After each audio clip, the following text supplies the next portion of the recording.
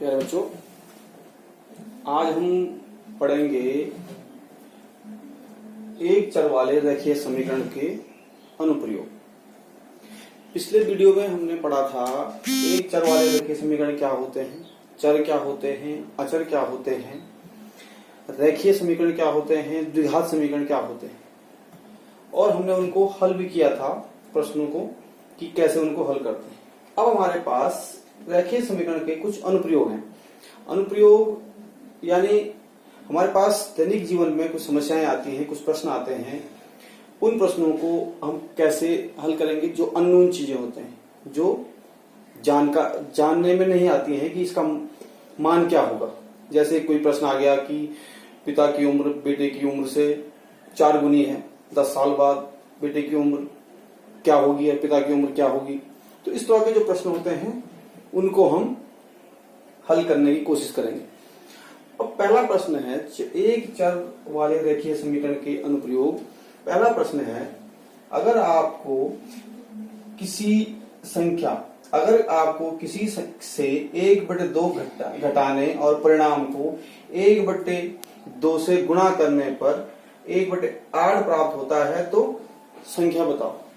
कि कोई संख्या है जिसमें हमने 1/2 घटाना है और जो परिणाम आएगा उसमें 1/2 का गुणा करना है, तो उसको हल करने के 1/8 प्राप्त होता है तो संख्या ज्ञात करना है।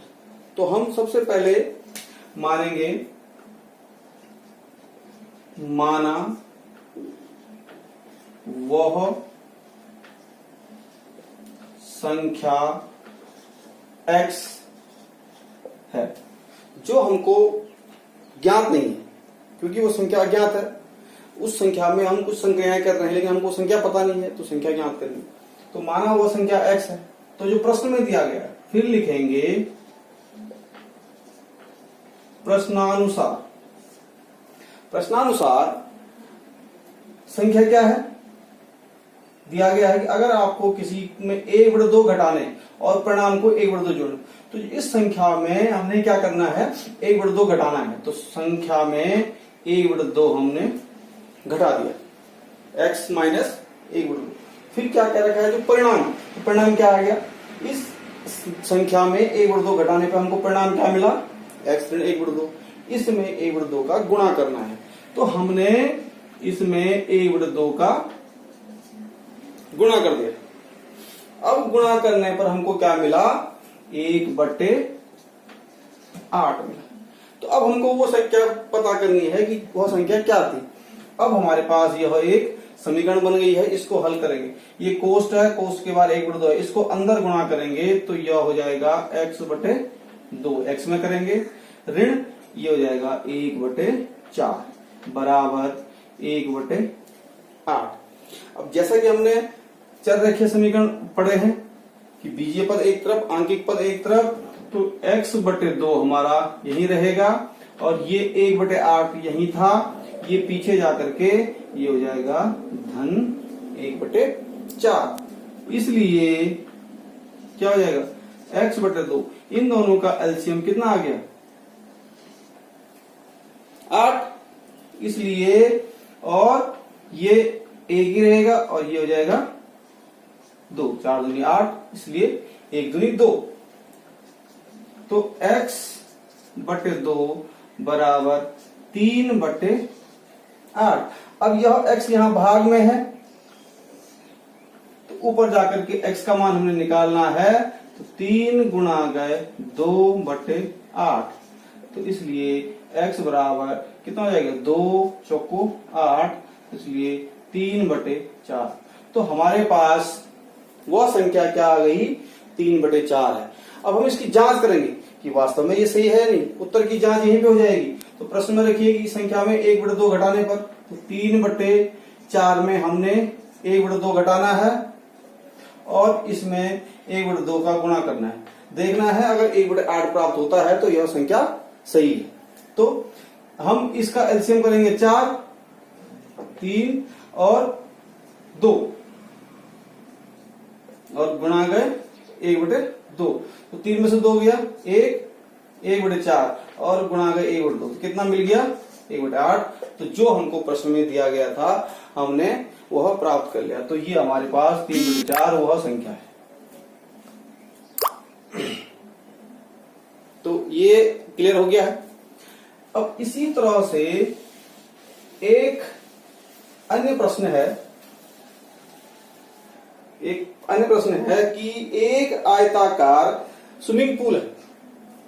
प्रश्न है, मैं प्रश्न लिखूंगा नहीं, मैं एक आइडिया बता दे रहा हूं आपको कि एक प्रश्न है हमारे पास कि एक आयताकार तरणताल है, स्विमिंग पूल है, जिसकी चौड़ाई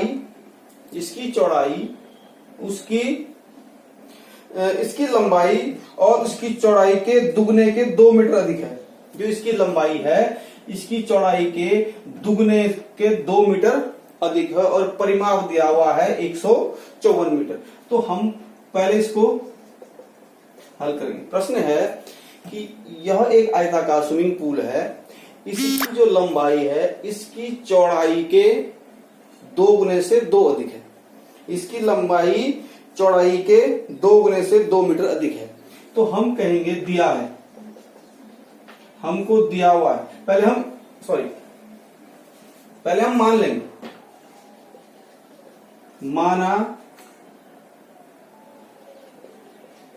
तरणताल की चौड़ाई बराबर x और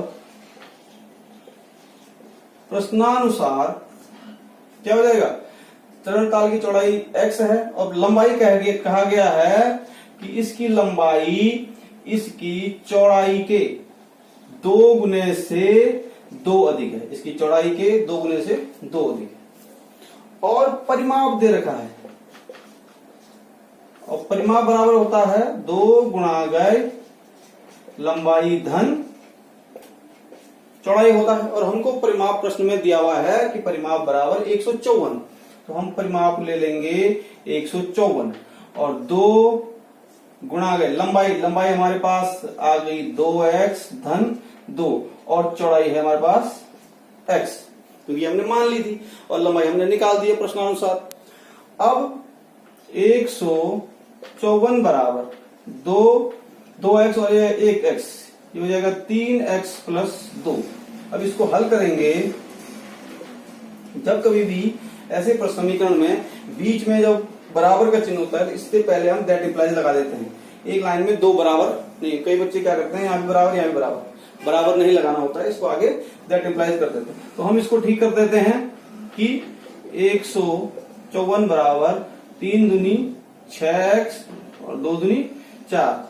अब दोनों पक्ष को हम ठीक करेंगे, क्योंकि अगर दोनों को अल्टा पलटी करेंगे तो कोई फर्क नहीं पड़ेगा, लेकिन अगर एक को यहां लाएंगे तो तब चिन्ह बदलता है। इसलिए हम इसको ऐसे लिख देंगे 6x प्लस 4 बराबर 154 बराबर। ये इसमें कंफ्यूज मत होना कि ये ऐसे क्यों हुआ। अगर हमने ऐसे लिखा हुआ है 3/4, 3 बराबर 4 तो 4 बराबर 3, क्योंकि दोनों चीजें आपस में बराबर है। हम एक को पक्षांतर नहीं कर रहे हैं, दोनों को इंटरचेंज कर दे रहे हैं।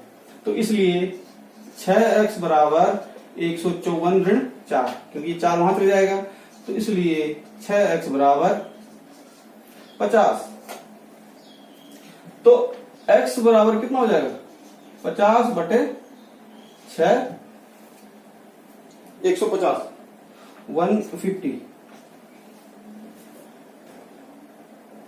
ठीक है, 6x बराबर 150। तो इसलिए इसको हल करेंगे, 2 से काट, ये है 0 तो 2 से कटेगा ये 75, ये कटेगा 3 से और 25 3 75। तो x बराबर कितना आ गया है 25, यानी चौड़ाई बराबर 25 मीटर और लंबाई कितनी हो जाएगी, लंबाई थी 2 गुणा गए 25 धन 2, क्योंकि ये 2 गुणा गए x 25 आ गया। तो इसलिए 25 दूनी 50 धन 2 बराबर 52। तो लंबाई 25 आ गई और चौड़ाई 52 आ गई। इस प्रकार से हम इसको हल कर सकते हैं। तो हमारे पास ये देखिए, ये हमारे पास 52 है, ये 25 है, ये 52 है और ये 25 है। उत्तर की जांच यहीं पे हो जाएगी। परिमाप होता है चारों भुजाओं का योग, तो इनको जोड़िए 52 52 104, 25 25 50, तो 154 परिमाप आ गया है। तो ये प्रश्न यहाँ पे हल हो गया। तो इसी तरह से आपके पास प्रश्न आएंगे कि कई प्रकार के प्रश्न आते हैं। इसी तरह से एक प्रश्न है कि दो संख्याओं का अनुपात, दो संख्याओं का अनुपात 5:3 है। उनके अंतर,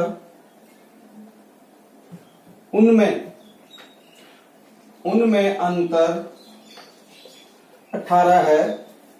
तो संख्याएं ज्ञात करो।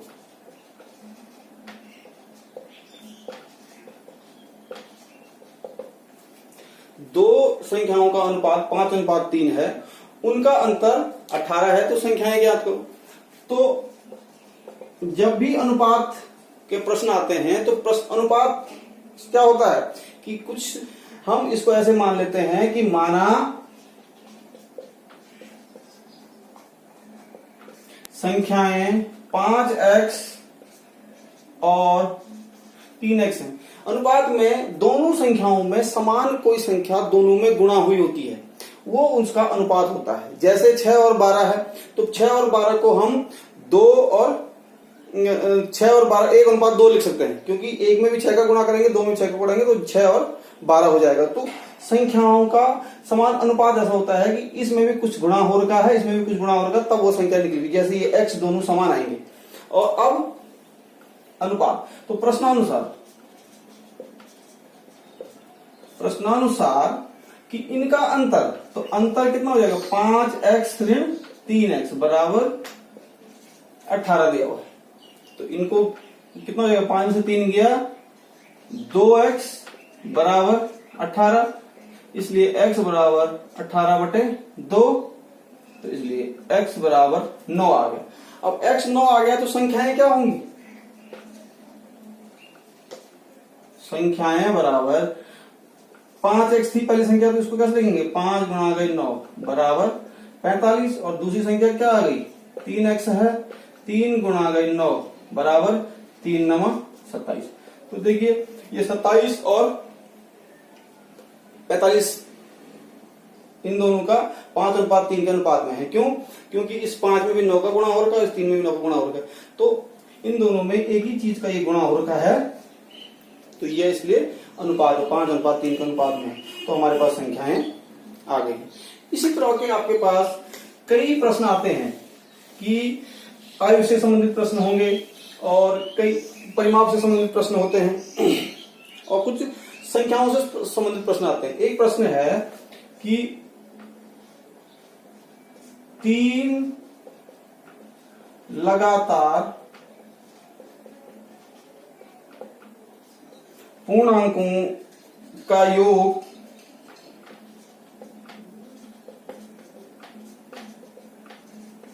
51 है। 3 लगातार पूर्णांकों का योग 51 है, तो पूर्णांकों को ज्ञात कीजिए। पूर्णांकों को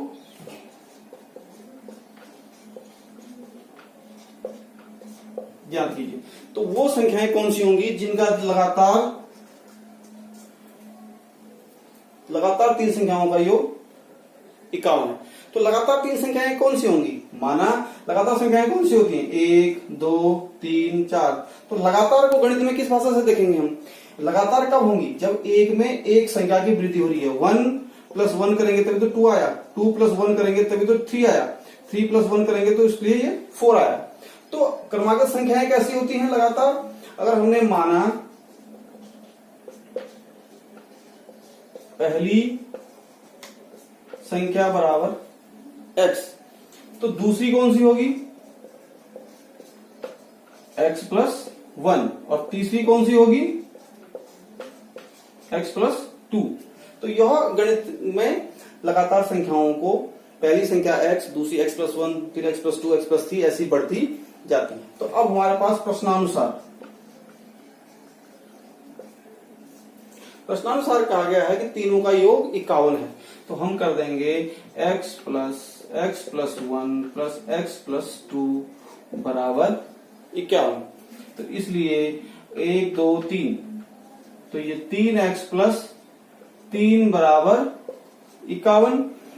3x यहीं रहेगा, 51 3 वहां चले जाएगा, तो इसलिए 3x बराबर 48। तो इसलिए x बराबर 48/3 यानी 16। तो जब x 16 आ गया है तो संख्याएं क्या होंगी? एक 16 होगी, एक 17 होगी और एक 18 होगी, क्योंकि पहली संख्या 16, तो 16 1 17, 16 2 18, तो ये 3 क्रमागत संख्याएं होगी। तो इसी तरह से एक चर वाले रेखीय समीकरण का ये अनुप्रयोग है। और इसी संबंधित अब धीरे धीरे आगे बढ़ोगे तो आयु वाली आती है कि पिता की आयु उम्र बेटे की उम्र से 2 गुनी है, 3 साल पहले 5 गुनी थी। तो इस तरह के प्रश्नों को आप आसानी से हल कर पाओगे। तो आज के लिए इतना ही, फिर आगे कोई दिक्कत होगी आगे हम बात करेंगे। Thank you.